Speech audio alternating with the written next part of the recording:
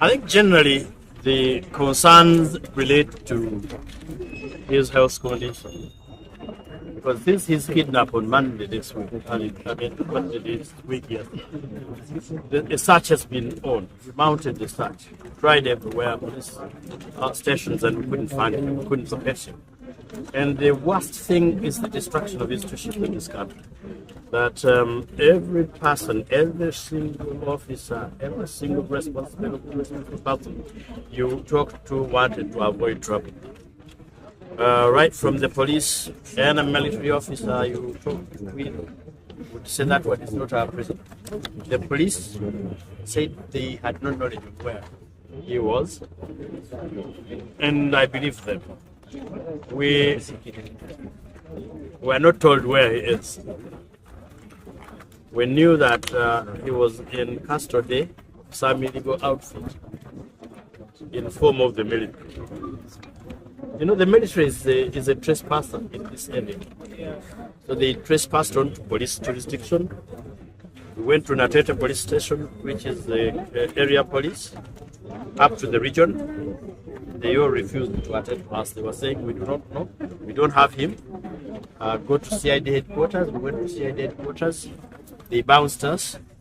We went to KMP where they sent us, and we could not get him. Until last night, midnight, we were looking for him in various police stations, where we would be told sometimes deceptively to disorganize us.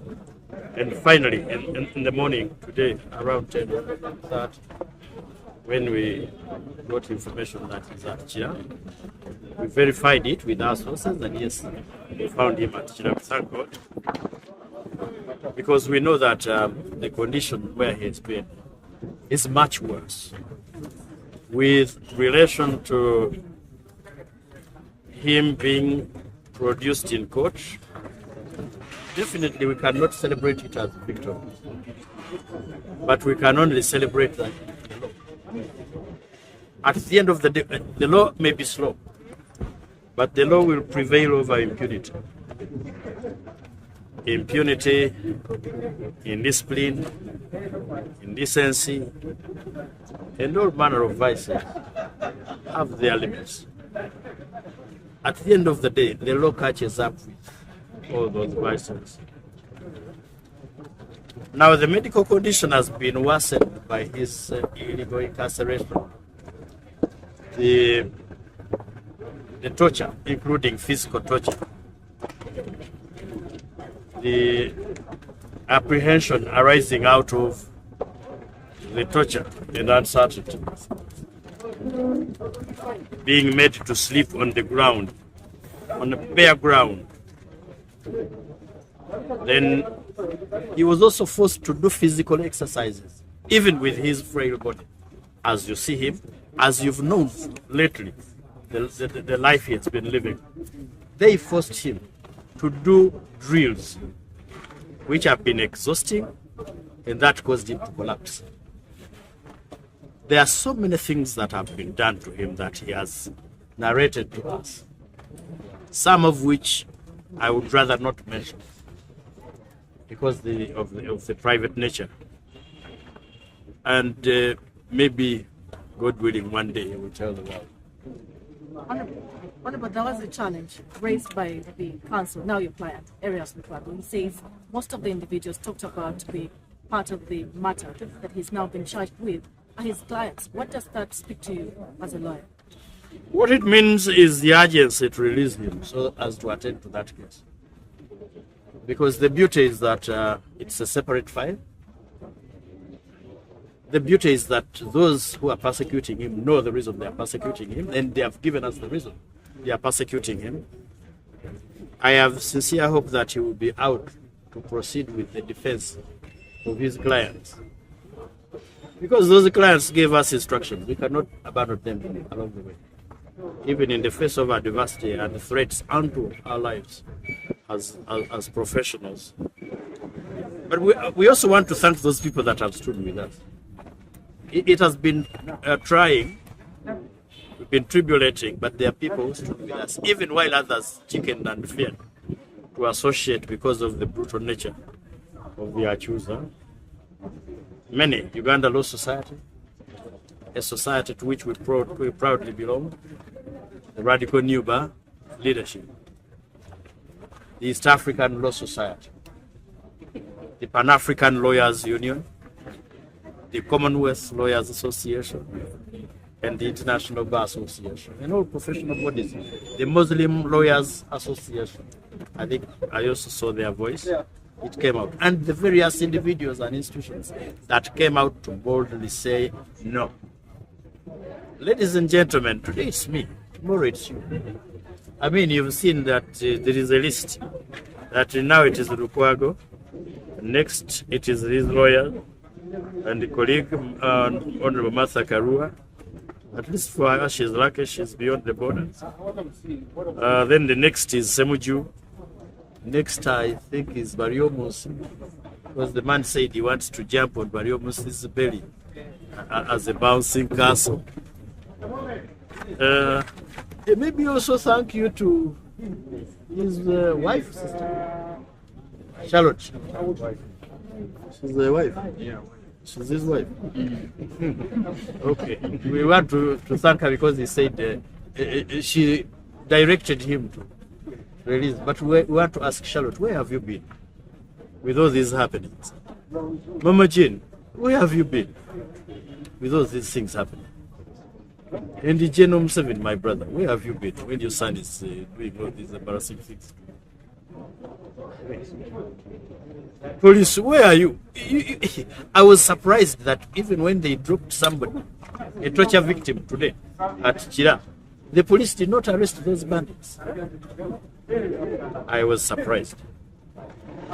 That notwithstanding, this is step one. Oh, thank you, team of lawyers with whom we worked on the habeas corpus. Maybe you need to know that we filed the habeas corpus this morning. And probably it woke them up. And in the habeas corpus, we still named the Muhoozi Kanyarugaba. We did not cowardize. First, we want to respect institutions in this country. But nobody is going to respect an institution headed by somebody who does not respect the law. Now, you saw that it extended into the police. You saw how they were brutalizing me, stopping me from entering court. I went to pick documents from my colleagues, the lawyers that had been blocked, Rebecca Sekanjako, Kabuye, and Muizi. Then they refused me to come back. I said, people, my client has been taken to court. They said, no, you're not going. I had to force my way. Why? Is that necessary? But, I mean, because it is the way to go if you want to get a promotion. So thank you, everybody. Thank you, people who turned up. We want to thank Narongo for remaining steadfast. You know, sometimes our spouses are used as agents with the devil. Thank you, Rosie, for standing with your dear husband. We want to thank the children for the resilience. I know at some points they've been breaking down. We pray that it ends well. From a professional angle, it's very interesting.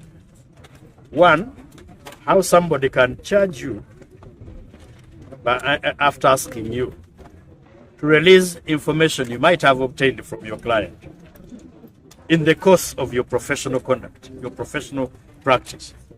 Tell us what your clients told you. Can you imagine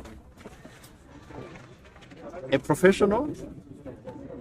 To our son, Muhoozi Kanyarugaba, I will appeal to you still. Look at your peers, the people you went to school with, the people you went with to those military academies. On our money, look at how they conduct themselves. Get me one, not two, who behaves like you, who threatens others to break limb and destroy life, who dignifies himself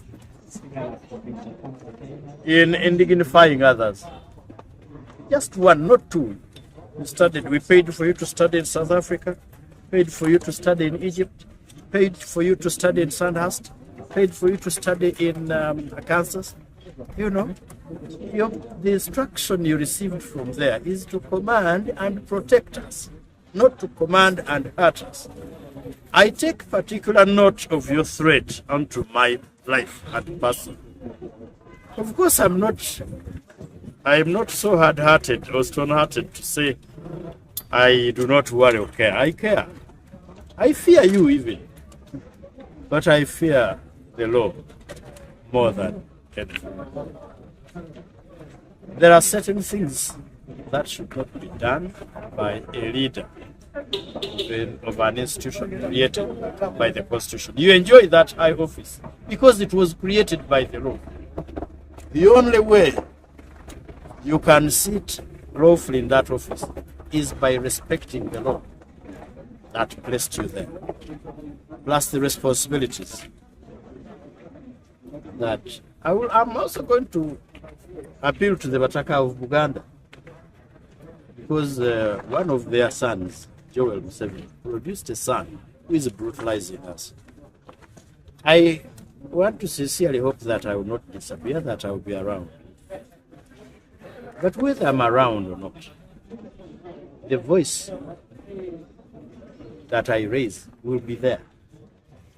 The issues that I stand for will remain there and will have to be solved if we all going to have peace.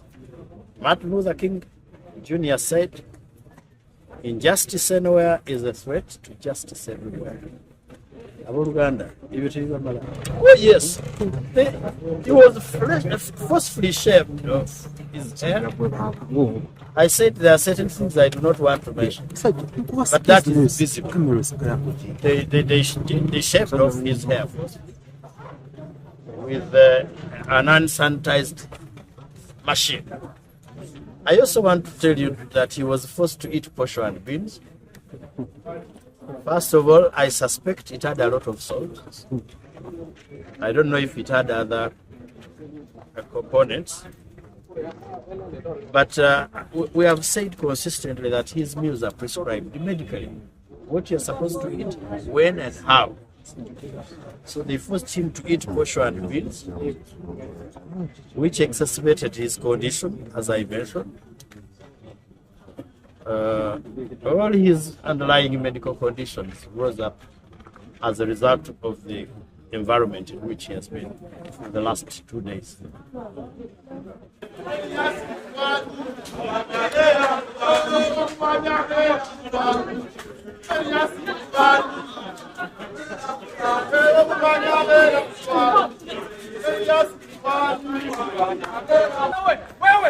I don't want people there. What are you doing there?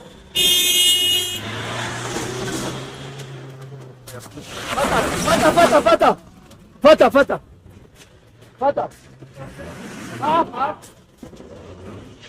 Now, maintain. No crowd is there. No crowd. Ukielewa mna matesa.